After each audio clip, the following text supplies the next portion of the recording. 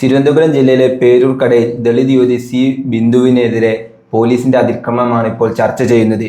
ഇതുമായി ബന്ധപ്പെട്ട് പല രീതിയിലുള്ള ചർച്ചകൾ നടക്കുന്നുണ്ട്. അതിൽപ്പെട്ടതാണ് ഇപ്പോഴും ദളിതർക്ക് കേരളത്തിൽ വിവേചനം നേരിടുന്നുണ്ടോ എന്നുള്ളത്. സാറിന് എന്താണ് അതിൽ പറയാനുള്ളത്? ഷിബിലി, ഇതിലൊരു സംശയമില്ല. കാരണം ദളിതർക്കെതിരെ, ഈ കറുത്ത നിറമുള്ള ആളുകൾക്കെതിരെ, അല്ലെങ്കിൽ നന്നായി വസ്ത്രം ധരിക്കാത്തവർക്കെതിരെ ഒക്കെ തന്നെ വലിയ തോതിലുള്ള പീഡനം നടന്ന സമൂഹത്തിൽ നിലനിൽക്കുകയാണ്. സമൂഹത്തിൽ അത്തരത്തിലുള്ള ചിന്താഗതികളുണ്ട്. ഇപ്പോൾ ഒരു വളരെ കറുത്തിട്ടുള്ള ഒരു പെൺകുട്ടിയും വളരെ വെളുത്ത് ഒരു ആളും തമ്മിൽ കല്യാണം കഴിച്ചാൽ സ്വാഭാവികമായിട്ട് നമുക്ക് അവരെ കാണുമ്പോൾ അയ്യേ എന്ന് തോന്നാറുണ്ട്, ഒരു മാച്ചില്ലെന്ന് തോന്നാറുണ്ട്. അതൊക്കെ സമൂഹത്തിൻ്റെ ചിന്താഗതികളാണ്. ആ ചിന്താഗതികളായതുകൊണ്ട് തന്നെ അവനവൻ്റെ ഉള്ളിൽ അടങ്ങിക്കിടക്കുന്ന ഇത്തരത്തിലുള്ള ബോധമുണ്ട്. പക്ഷെ ഇവിടുത്തെ പ്രശ്നം അതല്ല. ഇവിടുത്തെ പ്രശ്നം ഈ നാട്ടിലെ സുരക്ഷയും അതുപോലെ തന്നെ സമത്വവും നീതിയും ഒക്കെ ഉറപ്പുവരുത്തേണ്ട ഒരു ഡിപ്പാർട്ട്മെൻറ്റിൻ്റെ പേരാണ് പോലീസ് എന്ന് പറയുന്നത്. ഈ പോലീസുകാർ ഇത്തവണ കാണിച്ചിട്ടുള്ള അതിക്രമം എന്താ? ഒരു ഡാനിയൽ എന്ന് പറയുന്ന, ഓമന ഡാനിയൽ എന്ന് പറയുന്ന ഒരു സ്ത്രീ, അവരുടെ വീട്ടിൽ നിന്ന്, അവർ പത്തനംതിട്ടയിൽ നിന്ന് തിരുവനന്തപുരത്ത് നിന്ന് താമസിക്കുന്ന ആളുകളാണ്. അവർക്ക് 3 മക്കളുണ്ട്. അതിൽ ഒരാളുടെ പേര് നിഷ എന്നാണ്. അപ്പോൾ ഇവരുടെ വീട്ടിൽ നിന്ന് പണിക്ക് വന്നിട്ടുള്ള വീട്ടു ജോലിക്ക് വന്നിട്ടുള്ള സ്ത്രീയാണ്. ഒരു ദിവസം ഏതാണ്ട് 500 രൂപക്ക് വീട്ടു ജോലിക്ക് വരുന്ന ഒരു സ്ത്രീയാണ് ഈ പറയുന്ന ബിന്ദു എന്ന് പറയുന്ന പുള്ളിക്കാരി. ആ പുള്ളിക്കാരി അവരുടെ വീട്ടിൽ നിന്നൊരു മാല കാണാതെ പോകുന്നു. ഈ മാല കാണാതെ പോയപ്പോൾ ഉടമേ തന്നെ പേരൂർക്കട പോലീസ് സ്റ്റേഷനിൽ കൊണ്ട് ഇവർ പരാതി കൊടുക്കുന്നു. ആ പരാതി കൊടുക്കുമ്പോൾ എന്താ സംഭവിക്കുന്നത്? പ്രദീപ് എന്ന് പറയുന്ന അവിടുത്തെ ഒരു SI, അയാളിരുന്ന് ഇവരോട് ചീത്ത പറയുന്നു, തെറി പറയുന്നു, ഇവരെ അപഹസിക്കുന്നു, അപമര്യാദയോട് പെരുമാറുന്നു. കാരണം അവർ ഉറപ്പിക്കുകയാണ് ഇവരാണ് എടുത്തിട്ടുള്ളതെന്ന്. മനസ്സിലായോ? അതായത് അന്വേഷണമൊന്നും നടത്തിയിട്ടില്ല. പകരം ഇത്തരത്തിൽ ഒരു ദളിത് യുവതി, പ്രത്യേകിച്ചും അവരുടെ നിറം കറുപ്പാണ്, അതുപോലെ തന്നെ അവരുടെ പണമില്ല, അതുകൊണ്ട് തന്നെ അത്ര സമ്പന്നയല്ല എന്ന് മനസ്സിലാക്കിയ ഉടനെ തന്നെ പോലീസ് അങ്ങോട്ട് കുതിര കയറുകയാണ്. ഈ കേരളത്തിൽ ആരാണ് ഈ കഴിഞ്ഞ 9 കൊല്ലം ഭരിക്കുന്നത്? പിണറായി വിജയനാണ്. ഈ 9 കൊല്ലം ഭരിക്കുന്നതിനിടയിൽ ഉണ്ടായിട്ടുള്ള ഒരു സംഭവമാണ് ഞാനിപ്പോൾ പറഞ്ഞത്. ഈ സംഭവത്തിലേക്ക് ഞാൻ തിരിച്ചു വരുന്നതിന് മുമ്പ് ഞാൻ ഇതിനേക്കാൾ ക്രൂരമായിട്ടുള്ള മറ്റൊരു സംഭവം നിങ്ങൾ ഓർമ്മപ്പെടുത്താം. അങ്ങനെ ചെയ്തിട്ട് ആ പോലീസുകാരന് എന്ത് കുഴപ്പമുണ്ടായി എന്നുള്ളത് നിങ്ങളൊന്ന് ആലോചിക്കണം. അത് കടക്കാവൂരിൽ ഒരു സ്ത്രീ, ഇന്ത്യയിൽ ആദ്യത്തെ തന്നെ ഒരു പോക്സോ കേസ് രജിസ്റ്റർ ചെയ്യപ്പെട്ട സ്ത്രീയാണ്. അതായത് അവര് സ്വന്തം മകനെ പീഡിപ്പിക്കാൻ ശ്രമിച്ചു എന്ന് പറഞ്ഞൊരു പോക്സോ കേസ് രജിസ്റ്റർ ചെയ്ത ഒരു സ്ത്രീക്കെതിരെ, അങ്ങനെ ഒരു സ്ത്രീക്കെതിരെ കേസ് രജിസ്റ്റർ ചെയ്ത് സ്ത്രീയെ പിടിച്ച് ജയിലിലിട്ട് വേണ്ട 10-14 ദിവസം. ആ 10-14 ദിവസം ജയിലിലിട്ടാൽ നിങ്ങളൊന്ന് ആലോചിച്ച് നോക്കണം, ഇത് സംഭവിക്കുന്നത് നമ്മുടെ കുടുംബത്തിൽ ആർക്കെങ്കിലും ആണെങ്കിൽ പിന്നെ അവരെ പിന്തുണക്കാൻ ആരെങ്കിലും വരുമോ? അവരെ ജയിലിൽ നിന്ന് പുറത്തേക്ക് ഇറക്കാൻ ആരെങ്കിലും വരുമോ? ഇല്ല. ഒരാൾ പോലും അവരെ തിരിഞ്ഞു നോക്കാനുണ്ടായില്ല. അവരുടെ അച്ഛൻ മാത്രം കൂടെ ഉണ്ടായി. ആ സ്ത്രീ നേരെ ജയിലിൽ നിന്ന് പുറത്തേക്ക് ഇറങ്ങിയത് ചില ആളുകളൊക്കെ സഹായിച്ചത് കൊണ്ടാണ്. ഏറ്റവും ഒടുവിൽ തെളിഞ്ഞത് എന്താണ്? തെളിഞ്ഞത് അവിടുത്തെ SI ഇവരുടെ മുൻ ഭർത്താവിൻ്റെ കയ്യിൽ നിന്നും 1 ലക്ഷം രൂപ കൈക്കൂലി മേടിച്ചുകൊണ്ടാണ് ഈ പറയുന്ന പണി ഒപ്പിച്ചത്. ഈ പറയുന്ന ഒരു സ്ത്രീയെ പിടിച്ച് ജയിലിലേക്ക് ഇട്ടത്. നിങ്ങളൊന്ന് ആലോചിച്ചു. ഒരാളുടെ ജീവിതം, ഒരാളെ കൊന്നുകളയുന്നതിനേക്കാൾ വലിയ ക്രൂരതയാണെന്ന് ഞാൻ പറയും. നമ്മുടെ നാട്ടിലെ പോലീസിന്റെ സിസ്റ്റമൊക്കെ ഇങ്ങനെ തന്നെയാണ് വർക്ക് ചെയ്യുന്നത്. എന്നിട്ട് ഇയാൾക്ക് വല്ലതും സംഭവിച്ചോ?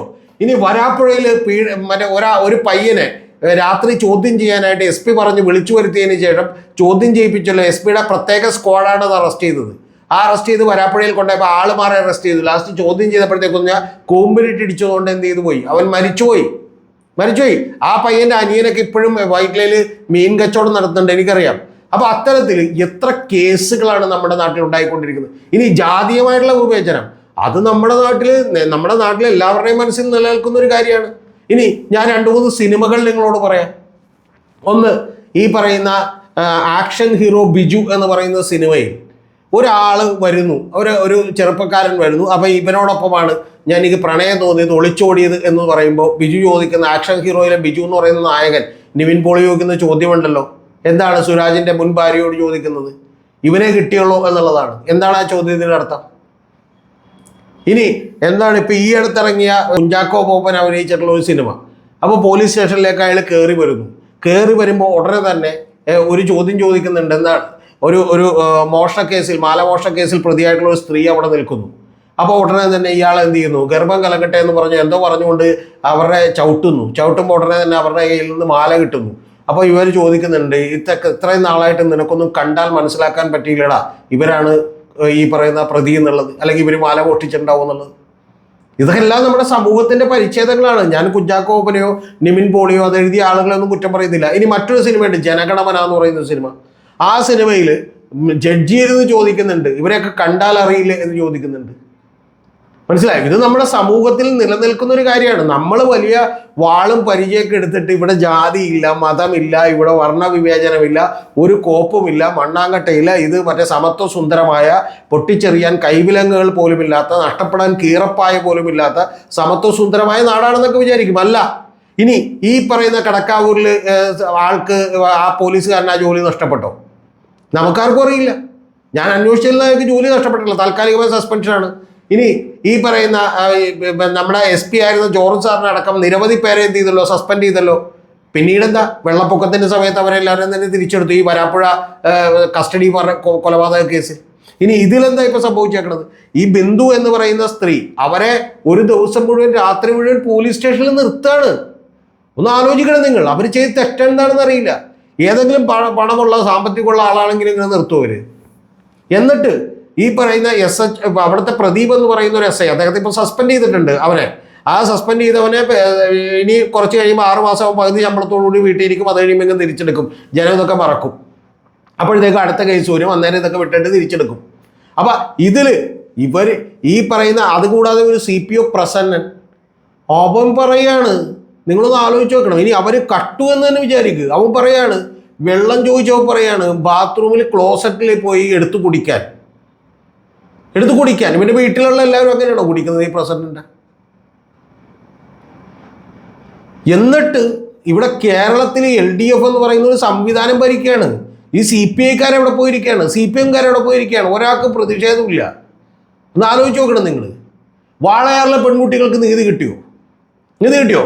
അതിലെ ഇളയ പെൺകുട്ടി മറ്റേ വിരല് കുത്തി എഴുന്നേറ്റ് നിന്ന് മരിച്ചു പോയതായിരിക്കും എന്ന് CBI റിപ്പോർട്ട് എഴുതി വെക്കുന്നു. എനിക്കറിയില്ല നമ്മൾ ഏത് നാട്ടിലാണ് ജീവിക്കുന്നത്. എന്നിട്ട് നമുക്ക് അമേരിക്കയിൽ ആരെങ്കിലും മരിച്ചാൽ, അല്ലെങ്കിൽ ആമസോൺ കാട് കത്തിയാൽ നമ്മൾ പ്രതിഷേധിക്കും. ഇവിടെയുള്ള യുവജന സംഘടനകളൊക്കെ അവിടെ പോയി ആരെങ്കിലും പ്രതിഷേധിക്കുന്നുണ്ടോ? യൂത്ത് കോൺഗ്രസോ യുവമോർച്ചയോ DYFIയോ ആരെങ്കിലും പ്രതിഷേധിക്കുന്നുണ്ടോ? ഇവരൊക്കെ ജീവിച്ചിരിക്കുന്നുണ്ടോ? ഇനി ഈ പ്രസന്നൻ എന്ന് പറയുന്ന ആളെ ഇപ്പോഴും സസ്പെൻഡ് ചെയ്തിട്ടില്ല എന്നാണ് എനിക്കറിയാൻ കഴിയുന്നത്. ഇനി ഇത് പോട്ടെ, SIനെ മാത്രമേ സസ്പെൻഡ് ചെയ്തു. എന്നിട്ട് ഇവർ പറയുന്ന അടുത്ത വാചകം എന്താണെന്നറിയാം? ഇതെല്ലാം രാത്രി മുഴുവൻ നീണ്ടു നിൽക്കുന്ന പീഡനം, ഒരാളുടെ ജീവിതം തന്നെ അവസാനിച്ചു. ഇനി അവരാരെങ്കിലും യഥാർത്ഥത്തിൽ ഇപ്പോൾ ഈ മാല തിരിച്ചു കിട്ടി, ഷിബിലൊന്ന് ആലോചിച്ച് നോക്കുക. ഈ മാല തിരിച്ച് കിട്ടിയില്ലായിരുന്നെങ്കിൽ, മാല തിരിച്ചു കിട്ടിയില്ല, ഇവരെ എടുത്തിട്ടുമില്ല, പക്ഷെ അവരാരെങ്കിലും ഒരു ജോലിക്ക് വിളിക്കുമോ ഷിബില്? ഇനി ഇപ്പം പോലും അവരെ ജോലിക്ക് വിളിക്കാനുള്ള സാധ്യത കുറഞ്ഞില്ലേ? ഇവരെങ്ങനെ ഈ ജോലിക്ക് പോയതെന്നറിയാമോ? ഇവര് പനവൂർ എന്ന് പറയുന്ന ഒരു പഞ്ചായത്തിൽ താമസിക്കുന്ന ഒരു സ്ത്രീയാണ്. ഞാൻ രാവിലെ ഇന്ന് ഇവരെ കൂടി വിളിച്ച് സംസാരിച്ചു. ആ പനവൂർ പഞ്ചായത്തിന്റെ പ്രസിഡന്റ് മിനിയെ വിളിച്ച് സംസാരിച്ചു. അതുപോലെ തന്നെ അവിടുത്തെ പഞ്ചായത്ത് വാർഡ് മെമ്പറെ വിളിച്ച് സംസാരിച്ചു. ഇവരൊക്കെ CPM-കാരാണ്. അപ്പൊ ഈ സ്ത്രീയെക്കുറിച്ച് അവർ പറയുന്നത് എന്താണെന്നറിയാമോ? അവർ പറയുന്നത്, ബിന്ദു എന്ന് പറഞ്ഞാൽ അവർ രാവിലെ 2 പെൺമക്കളാണ് അവർക്കുള്ളത്. ഒന്ന് +2-ന് പഠിക്കുന്നതാണ്, ഓക്കെ, ഒന്ന് 10th-ലേക്ക് അയക്കുന്ന പെൺകുട്ടികളാണ്. ഈ പെൺകുട്ടികൾ സത്യത്തിൽ ഇവരുടെ മാല തിരിച്ചു കിട്ടിയില്ലായിരുന്നെങ്കിൽ അവരെങ്ങനെ പഠിക്കാൻ പോകുമായിരുന്നു? നിങ്ങളുടെ വീട്ടിൽ, ഇത് കേട്ടുകൊണ്ടിരിക്കുന്ന നിങ്ങളുടെ വീട്ടിൽ സ്വന്തം മക്കൾക്ക് ഈ ഒരു അവസ്ഥ ഉണ്ടായിട്ടുണ്ടെങ്കിൽ നിങ്ങൾ എന്ത് ചെയ്യുമായിരുന്നു? ഒന്ന് ആലോചിച്ച് നോക്ക്. അപ്പൊ അങ്ങനെ ഇവരെ പിടിച്ചോണ്ട് പോയി. ഇനി ഇത് കിട്ടിയല്ലോ, ഫൈൻ, ഈ മാല തിരിച്ച് കിട്ടുമ്പോൾ നമ്മൾ എന്താ പ്രതീക്ഷിക്കുന്നത് ഷിബിലെ? ഈ ക്ലോസറ്റിൽ പോയി വെള്ളം കുടിക്കാൻ പറഞ്ഞവനും ഇതെല്ലാം നമ്മൾ പ്രതീക്ഷിക്കുന്നത് എന്താ? അവരെല്ലാവരും ഒരു മാപ്പ് പറഞ്ഞിട്ടുണ്ടാവും എന്നുള്ളതല്ലേ? ഷിബിലിക്ക് അറിയുമെന്ന് അറിയില്ല, ഓർമ്മ ഉണ്ടാവുമെന്ന് അറിയില്ല. ഓസ്ട്രേലിയയിൽ ഒരു ഇന്ത്യൻ പൗരരെ ഒരു ദിവസം അവർ തടഞ്ഞു വെക്കേണ്ടി വന്നു. ആ തടഞ്ഞു വെച്ചിട്ട് ജയിലിലായതിന് അവിടുത്തെ പ്രധാനമന്ത്രി വന്ന് മാപ്പ് പറഞ്ഞു. എൻ്റെ ഓർമ്മ ശരിയാണെങ്കിൽ അവിടുത്തെ രാഷ്ട്രത്തലവൻ വന്ന് മാപ്പ് പറഞ്ഞു. മനസ്സിലായോ? ഒരു ദിവസം അകാരണമായി അവനെ ജയിലിൽ അടക്കേണ്ടി വന്നത്. ലോകത്ത് വേറെ എവിടെയെങ്കിലും ആണെങ്കിൽ വലിയ നഷ്ടപരിഹാരം കൊടുക്കേണ്ടി വരും. നമ്മുടെ നാട്ടിൽ പോലീസുകാർക്ക് അക്കൗണ്ടബിലിറ്റി വേണം. സാർ, എൻ്റെ അടുത്ത ക്വസ്റ്റ്യൻ എന്താണെന്ന് വെച്ചാൽ, ഇപ്പോൾ ഇവിടെ പോലീസിൻ്റെ ഈ കൊടുകാര്യസ്ഥതയ്ക്കെതിരെ തന്നെ സർക്കാർ ഉത്തരം പറയണം.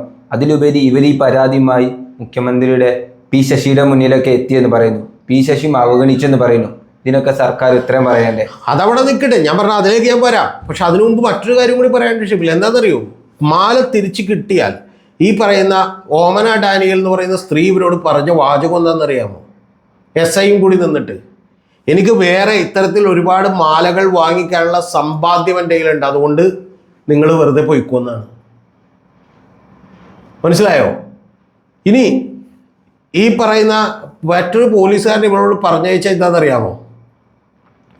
പേരൂർക്കടയിൽ കണ്ടുപോകരുത്. ഇവന്റെ തന്തയുടെ വകയാണ് ഈ പേരൂർക്കട എന്ന് പറയുന്നത്. ആണോ? നമ്മുടെ ഗവർണർക്കെതിരെ എന്ത് ചെയ്തല്ലോ, മറ്റേ അവിടെ ബാനർ എഴുതി വെക്കാൻ ധൈര്യമുണ്ടായല്ലോ SFIക്കാർക്കും DYFIക്കാർക്കും ഒക്കെ. എന്താണ് കേരളം ഗവർണറുടെ തന്തയുടെ വകയല്ല എന്ന് പറഞ്ഞ് പിന്നീടാണല്ലോ അഴിച്ചു മാറ്റിയത്. ഇതിവിടുത്തെ ഏതെങ്കിലും ഒരു രാഷ്ട്രീയക്കാർക്കോ SUCA മുതൽ അങ്ങോട്ടുള്ള ഏതെങ്കിലും പ്രസ്ഥാനങ്ങൾക്കോ ഒന്ന് പ്രതിഷേധിക്കാൻ തോന്നണ്ടേ? എന്താ തോന്നാത്തത്? തോന്നിയാലും ഇതിനൊന്നും ആളെ കിട്ടൂല നമ്മുടെ നാട്ടിൽ. കാരണം നമ്മുടെ നാട്ടിൽ സമൂഹത്തിൻ്റെ ഒരു പൊതുബോധം എന്ന് പറയുന്നത് ഇത്തരത്തിൽ ഇവരൊക്കെ ആണെങ്കിൽ ഇത് സംഭവിക്കും എന്നുള്ളതാണ്. ഇനി പി ശശിയുടെ കാര്യത്തിൽ പി ശശിക്കൊക്കെ ഇതേ ബോധ്യം തന്നെയാണുള്ളത്. യഥാർത്ഥത്തിൽ കേരളത്തിലെ പോലീസ് ഇടതുപക്ഷ മൂല്യങ്ങൾക്കനുസരിച്ച് പ്രവർത്തിക്കുന്നുവെന്നും അങ്ങനെ അതൊക്കെ ഇതിന് ഈ പറയുന്ന പോലെ പാർശ്വവൽക്കരിക്കപ്പെട്ടവർക്ക് വേണ്ടി പ്രവർത്തിക്കുമെന്ന് ഉറപ്പുവരുത്താനുള്ള പോസ്റ്റിൽ വയ്ക്കുന്ന പി ശശി പറയാണ് പോലീസ് അങ്ങനെ വന്നിട്ടുണ്ടെങ്കിൽ അവരൊക്കെ പോലീസ് ചിലപ്പോൾ വിളിച്ച് ചോദ്യം ചെയ്യും. പിന്നെ നിങ്ങൾക്ക് എന്തെങ്കിലും ഉണ്ടെങ്കിൽ കോടതി പോകാനാണെങ്കിൽ പിന്നെ പി ശശിയുടെ അടുത്തേക്കല്ല എന്തിനാ? പിന്നെ ഇതിൻ്റെ അടിസ്ഥാനം എന്താ? പി ശശി പോലുമല്ല, പിണറായി വിജയനാണ്. പിണറായി വിജയൻ എന്തെങ്കിലും കേരളത്തിൽ നടക്കുന്ന ഓരോ ഫയലും ഓരോ ജീവിതമാണ് എന്നൊക്കെ പറഞ്ഞ് കഥാപ്രസംഗം നടത്തുകയല്ലാതെ എന്തെങ്കിലും പിണറായി വിജയൻ വന്നിട്ട് ഒരു പോലീസുകാരൻ ചെയ്ത് തെറ്റായിപ്പോയി കർശനമായ നടപടി എടുക്കണമെന്ന് പറഞ്ഞിട്ടുണ്ട്. പകരം പുള്ളി എപ്പോഴും വിചാരിക്കുന്നത് എന്താണ്? പോലീസിൻ്റെ മനോവീര്യം തകർക്കരുത് എന്നാണ്. പോലീസിൻ്റെ മനോവീര്യം നമ്മൾ തകർക്കാൻ പാടില്ല. നമ്മുടെ നാട്ടിൽ മികച്ച ഒരുപാട് പോലീസുകാരൊക്കെ ഉണ്ട്, ഇല്ലെന്ന് ഞാൻ പറയുന്നില്ല. പക്ഷേ ഇതുപോലെയുള്ള കുറേ അലവലാദികളൊക്കെ ഉണ്ട്. മനസ്സിലായോ? ഇത് നിങ്ങൾ ഏറ്റവും ഭീകരമായതിൻ്റെ മുഖം എവിടെയാണെന്ന് വെച്ചാൽ, ഒന്ന്, ഈ മാല കണ്ടുപിടിക്കപ്പെട്ടില്ലായിരുന്നെങ്കിൽ എന്ത് സംഭവിക്കാമെന്ന് നമ്മൾ വിചാരിക്കണം. ഒന്ന്. രണ്ടാമത്തത്, നിങ്ങളൊന്ന് ആലോചിച്ച് നോക്കണം. ഈ സ്ത്രീയെക്കുറിച്ച് അവിടെയുള്ള പഞ്ചായത്ത് വാർഡ് മെമ്പർ തന്നെ പറയുന്നത് എന്താണെന്നറിയോ? ഈ പഞ്ചായത്ത് വാർഡ് മെമ്പർ പറയുന്നത്, ഷൈല എന്നാണ് അവരുടെ പേര്. അവർ തന്നെ എന്നോട് പറഞ്ഞത്, ഇവരെ രാവിലെ നമുക്ക് സംസാരിക്കാൻ പോലും കിട്ടാറില്ല. കാരണം ഇവർ അതിരാവിലെ തന്നെ പോകും. എന്ന് പറഞ്ഞാൽ പല വീടുകളിൽ പല സ്ഥലങ്ങളിൽ ജോലി ചെയ്തിട്ട് ഇവർ രാത്രിയാകുമ്പോഴാണ് തിരിച്ച് വരുന്നത്. ഹസ്ബൻഡ് പറയത്തക്ക ജോലി ഉണ്ടോ ഇല്ലയെന്ന് നമുക്കറിയില്ല. അപ്പോൾ അതുകൊണ്ട് തന്നെ ബാക്കി ഈ 2 പെൺമക്കളാണ് അവരുടെ കുടുംബം നോക്കിക്കൊണ്ടിരിക്കുന്നവരാണ്. അവരുടെ ബ്ലോക്ക് പഞ്ചായത്തിൽ നിന്നോ എന്തിൽ നിന്നോ വീട് പാസ്സാക്കി ലോൺ കൊടുത്തിട്ടാണ് അവർ വീട് പണിതേക്കുന്നത് തന്നെ. അവിടെ സ്ഥലമുണ്ടായിരുന്നു അവർക്ക്. അപ്പോൾ ഇത്തരത്തിൽ ഉള്ള ഒരു കുടുംബത്തിലുള്ള ഒരാളെ യഥാർത്ഥത്തിൽ എത്രയോ, എൻ്റെ ചിന്ത നേരെ തിരിച്ചാണ്. ഇതുപോലെ എത്രയോ കേസുകളിൽ നിരപരാധികളായിട്ടുള്ള ആളുകളെ ഇവർ ക്രൂശിച്ചിട്ടുണ്ടാവാം. ഇപ്പം കടക്കാവൂരിലെ സ്ത്രീയുടെ കേസ് തന്നെ പറഞ്ഞു. മറ്റു പലരും, എനിക്ക് തോന്നുന്ന മറുനാട് ഷാജൻ അടക്കമുള്ള പല ആളുകളൊക്കെ സഹായിച്ചത് കൊണ്ടാണ് യഥാർത്ഥത്തിൽ അവർ പുറത്തേക്ക് സാമ്പത്തികമായി സഹായിച്ചുകൊണ്ടാണ് പുറത്തേക്ക് ഇറങ്ങിയത്. അല്ലെങ്കിൽ ഷിബിലിൽ ഒരു പോലീസോ അല്ലെങ്കിൽ വേറെ ഏതെങ്കിലും ഡിപ്പാർട്ട്മെൻറ്റോ നമുക്കെതിരെ കേസെടുത്തിട്ട് നിങ്ങൾക്കത് തെളിയിക്കാൻ കോടതി പോയിക്കൂടെ എന്ന് തോന്നുന്നുണ്ടെങ്കിൽ ഒരു ഹൈക്കോടതി വരെ പോകണമെങ്കിൽ 25,000 രൂപ, സുപ്രീം കോടതി വരെ പോകണമെങ്കിൽ 1,00,000 രൂപയോളം എന്ത് വരും? ചെലവ് വരും. ആര് നമുക്ക് വേണ്ടി ബാധിക്കും? ഈ പണം നമ്മൾ എവിടെ നിന്ന് കണ്ടെത്തും? കാരണം അറസ്റ്റ് ചെയ്യപ്പെടുന്ന, പോലീസ് സ്റ്റേഷനിൽ കയറിപ്പെടുന്ന ഒരു കളവ് കേസിനും മോട്ടോർ കേസിനും അറസ്റ്റിലാവുന്ന ആ ദിവസം നമ്മുടെ ബന്ധുക്കളും സുഹൃത്തുക്കളും എല്ലാവരും തന്നെ ഇല്ലാതാവും. ഇല്ലേ? പിന്നെ ഇത് എവിടെ നിന്ന് കിട്ടുമെന്നാണ് ഈ പറയണത്. അത് സംരക്ഷിക്കാൻ ബാധ്യതയുള്ള ഒരു ഭരണകൂടമുണ്ട് കേരളത്തിൽ. അതാണ് ഷിബിലി ചോദിച്ചത്. അതാണ് പിണറായി വിജയൻ ഭരിക്കുന്ന സർക്കാർ. ആ സർക്കാരിന് ഇതിൻ്റെ പുറത്ത് യാതൊരു താല്പര്യമില്ല. ഒന്ന് ആലോചിച്ച് നോക്കണം. ഇനി എൻ്റെ അടുത്ത ചോദ്യം, ഇവിടെയുള്ള ഈ പറയുന്ന ഹരിജൻ താഴ്ന്ന ജാതിക്കാരുടെ ഒക്കെ സംഘടനകളുണ്ടല്ലോ, മതസമുദായ സംഘടനകളുണ്ടല്ലോ, ഇവരെന്ത് നോക്കിയിരിക്കുകയാണ്? ഇവർക്കിതിൽ പ്രതിഷേധമുണ്ടോ? ഇവർക്ക് ഒരാൾക്കെതിരെങ്കിലും നടപടി എടുപ്പിക്കാൻ ഇവർ തുനിഞ്ഞിട്ടുണ്ടോ? നമ്മുടെ കേരളത്തിലെ അവസ്ഥ എന്ന് പറയുന്നത് അതിഭീകരമാണ്. പണമുള്ളവനും സാമ്പത്തികമുള്ളവനും മാത്രമല്ല രക്ഷപ്പെടുന്നത്. മനസ്സിലായോ? ബാക്കിയുള്ള പല സ്ഥലങ്ങളിലും അത് സംഭവിക്കുന്നുണ്ട്. പക്ഷെ ഇവിടെ വണ്ടിപ്പെരിയാറിൽ 3 വയസ്സുള്ള ഒരു പെൺകുട്ടി പീഡിപ്പിക്കപ്പെട്ടു. ഇല്ലേ? ഒരു കുഞ്ഞ് പീഡിപ്പിക്കപ്പെട്ടു. കുട്ടിയെന്ന് പോലും വിളിക്കാൻ പറ്റില്ല. കുഞ്ഞ് പീഡിപ്പിക്കപ്പെട്ടു. 3 വയസ്സ് മുതൽ 6 വയസ്സ് വരെ പീഡിപ്പിക്കപ്പെടുമായിരുന്നു. എന്നിട്ട് അതിനെ കൊന്നു കളഞ്ഞതിന് ശേഷം അതിൻ്റെ അച്ഛന് കുത്തേറ്റു. ആ പ്രതി രക്ഷപ്പെട്ടു. പ്രതിയുടെ ഇൻ്റർവ്യൂ എടുക്കുന്നു നമ്മുടെ ചാനലുകൾ. ഇനി ഈ പറയുന്ന വാളയാറിലെ പെൺകുട്ടിക്ക് നീതി കിട്ടിയോ? വരാപ്പുഴയിലെ പീഡനത്തിന് എന്ത് ചെയ്തു? വരാപ്പുഴയിലെ കസ്റ്റഡി മരണത്തിന് വേണ്ടിയിട്ടോ? പകരം വീട്ടുകാർക്ക് പോലും എതിർക്കാൻ പറ്റില്ല. കാരണം എന്താ? അവർക്ക് ഉടനെ തന്നെ ജോലിയും കൊടുത്തു, പിന്നെ 10 ലക്ഷം രൂപയും കൊടുത്തു. ഇതാണ് നമ്മുടെ നാട്ടിലെ അവസ്ഥ. ജാതീയമായ വർണ്ണപരമായ എല്ലാ വിവേചനങ്ങളും നിലനിൽക്കുന്നു. സാമ്പത്തികമായിട്ടുള്ള വിവേചനങ്ങൾ നിലനിൽക്കുന്നു. എല്ലാ തരത്തിലുള്ള വിവേചനങ്ങൾ നിലനിൽക്കുന്നു. ഇതിനെതിരെ ഏതെങ്കിലും പോലീസുകാരൻ ഇവിടെ മാതൃകാപരമായി ശിക്ഷിക്കപ്പെടുന്നുണ്ടോ? പക്ഷെ നമ്മൾ നമ്പർ 1 ആണ്, നമ്മൾ പ്രബുദ്ധമാണ്. അതുകൊണ്ട് ഈ പ്രസന്നനൊക്കെ അങ്ങോട്ട് വിചാരിച്ച് കളയരുത് ഈ പേരൂർ കട ആ പുള്ളിയുടെ തന്തയുടെ വകയാണെന്നോ അല്ലെങ്കിൽ മറ്റാരുടെയെങ്കിലും വകയാണെന്നോ മുത്തച്ഛൻ്റെ വകയാണെന്നോ ഒന്നും വിചാരിച്ച് കളയരുത്. തെറ്റായിട്ടുള്ള കാര്യമാണ്. ലോകത്തിലെ ഏറ്റവും പ്രശസ്തമായൊരു വാചകമുണ്ട്, നിങ്ങളുടെ നാട്ടിൽ ഒരു അനീതി നടക്കുന്നുവെങ്കിൽ അത് വൈകുന്നേരം കലാപം ഉണ്ടാകണമെന്നാണ്. മനസ്സിലായോ? അപ്പോൾ അത്തരത്തിൽ കലാപമൊന്നും ഉണ്ടാകുന്നൊരു കാലം വരും. അതാണ് കഴിഞ്ഞ ദിവസം ജനേഷ് കുമാർ വിളിച്ചു പറഞ്ഞത്. കാരണം നക്സലൈറ്റുകൾ വരും, ഓഫീസുകൾ കത്തിക്കും എന്ന് പറഞ്ഞത് വെറുതെ ഇല്ല. ആരെങ്കിലും നിയമം കയ്യിലെടുക്കണമെന്നൊന്നും ഞാൻ ആഗ്രഹിക്കുന്നില്ല. പക്ഷെ ഇത് പറയാതിരിക്കാൻ പറ്റില്ല. കാരണം എന്താ വെച്ചാൽ ഇത് തുടർക്കഥയാവുകയാണ് കേരളത്തിൽ. രാവിലെ ജോലിക്ക് പോയി ആദ്യത്തെ ബസ്സിന് കയറിപ്പോയി വൈകുന്നേരമാകുമ്പോൾ ജോലിയും കഴിഞ്ഞു എല്ലാ വീട്ടു ജോലിയും കഴിഞ്ഞ് തിരിച്ചു വരുന്ന ഒരു സാധു സ്ത്രീ, അവരുടെ പേരിൽ ഇത്തരത്തിലുള്ള ഒരു പരാതി ഇതിനു മുമ്പ് ഉണ്ടായിട്ടില്ല. ഇനി ഇതെല്ലാം കഴിഞ്ഞതിന് ശേഷം നമുക്കൊരു അബദ്ധം പറ്റിപ്പോയെങ്കിൽ ഒരു മാപ്പ് പറയാൻ തയ്യാറാകുന്ന ഒരു സിസ്റ്റം നമുക്ക് വേണ്ടേ? യഥാർത്ഥത്തിൽ പോലീസിൻ്റെ DGP അവരോട് മാപ്പ് പറയണ്ടേ? ആഭ്യന്തര വകുപ്പ് മന്ത്രി പിണറായി വിജയൻ മാപ്പ് പറയണ്ടേ? ഇതൊന്നും ആദ്യത്തെ കേസല്ല. ISROയിലേക്ക് ഒരു വലിയ ഉപകരണവുമായി പോകുന്ന വണ്ടി കാണാൻ വേണ്ടി വന്ന ഒരു സാധാരണക്കാരിയായ ഒരു 13 വയസ്സുള്ള ഒരു കൊച്ചിനെയും ഒരു അച്ഛനെയും നിങ്ങൾ മറന്നിട്ടുണ്ടോ? ആ കൊച്ചിനെയും അച്ഛനെയും മറന്നത് തൊട്ടടുത്തുള്ള പോലീസ്, പിങ്ക് പോലീസ് പട്ടണത്തിലുള്ള ഒരു സ്ത്രീ പോലീസുകാർ, വനിതാ പോലീസുകാർ ഒരു കാറിൽ വിശ്രമിക്കുമ്പോൾ അവരിൽ നിന്നുള്ള SIയുടെ ഫോൺ കാണാതെയായ കാറിലെ ഒരു പോലീസുകാരിയുടെ ആ പോലീസുകാരുടെ ഫോൺ കാണാതായപ്പോൾ ഈ പെൺകുട്ടി എടുത്തിട്ടുണ്ട്, ഞാൻ കണ്ടതാണ് എടുക്കുന്നതെന്ന് പറഞ്ഞ് എത്രയോ വലിയ ചീത്തയാണ് 8ാം ക്ലാസ്സിൽ പഠിക്കുന്ന ഒരു പെൺകുട്ടിയോട് അവരെന്ന് പറഞ്ഞത്. ഏറ്റവും ഒടുവിൽ അവരുടെ തന്നെ ഒരു സഹപ്രവർത്തക ആ ഫോണിൽ തന്നെ മറ്റൊരു പോലീസുകാരി ഇവരുടെ ബാഗ് പരിശോധിച്ചപ്പോൾ ബാഗിനകത്ത് ഫോൺ ഇരിക്കുന്നുണ്ടായിരുന്നു. അവർക്കെതിരെ നമ്മൾ എന്ത് നടപടിയെടുത്തത്? ഏറ്റവും ഒടുവിൽ കോടതിയിൽ കേസ് പറഞ്ഞപ്പോൾ അവരോട് 1.25 ലക്ഷം രൂപ കൊടുക്കാൻ പറഞ്ഞു. നിങ്ങൾ ഓർക്കണം, 1.25 ലക്ഷം രൂപ അവരോട് നഷ്ടപരിഹാരം കൊടുക്കാൻ പറഞ്ഞു ആ കുട്ടിക്ക്. ആ 1.25 ലക്ഷം രൂപ നഷ്ടപരിഹാരം കൊടുക്കാൻ പറഞ്ഞപ്പോൾ അത് പോലീസ് ഡിപ്പാർട്ട്മെൻറ്റ്, ഗവൺമെൻറ്റിൻ്റെ, അതായത് ഞാൻ നിങ്ങൾ കൊടുക്കുന്ന ടാക്സിൽ നിന്ന് എടുത്തു കൊടുക്കാൻ പോയതാണ് ഈ ഗവൺമെൻറ്. പക്ഷെ വലിയ പ്രശ്നമുണ്ടായപ്പോൾ അത് അവരുടെ കയ്യിൽ നിന്ന് തന്നെ ഈടാക്കുമെന്ന് പറഞ്ഞു. അതുകൊണ്ട് സത്യവും നീതിയും ഒക്കെ ഇവിടെ പുലരണമെങ്കിൽ ഒരു പോലീസ് ഓഫീസ് നീതി നടപ്പിലാക്കുമെന്ന് വിചാരിച്ച് നമുക്ക് കാത്തിരുന്നാൽ പോരാ, അത്തരത്തിലുള്ള പുഴുക്കുത്തുകൾക്കെതിരെ ശബ്ദിക്കാൻ ധൈര്യമുണ്ടാകണം. ഇനി ഞാൻ പറയാനുള്ളത്, ഇതിൽ DYFIയും SFIയും അതുപോലെ തന്നെ മഹിളാ അസോസിയേഷൻ പോലുള്ള നിരവധി സംഘടനകളുണ്ട്. ഇനി ഇതൊക്കെ പോട്ടെ, പ്രതിപക്ഷ സംഘടനകളുണ്ട്, അവർ പോലും ശബ്ദിക്കുന്നില്ല. പ്രക്ഷോഭമാകണം. ആ പ്രക്ഷോഭങ്ങളുടെ ഫലമായി ഗവൺമെൻറ്റിന് നടപടി എടുക്കേണ്ടി വരണം. ഇവരെ സർവീസിൽ നിന്ന് പിരിച്ചുവിടണം.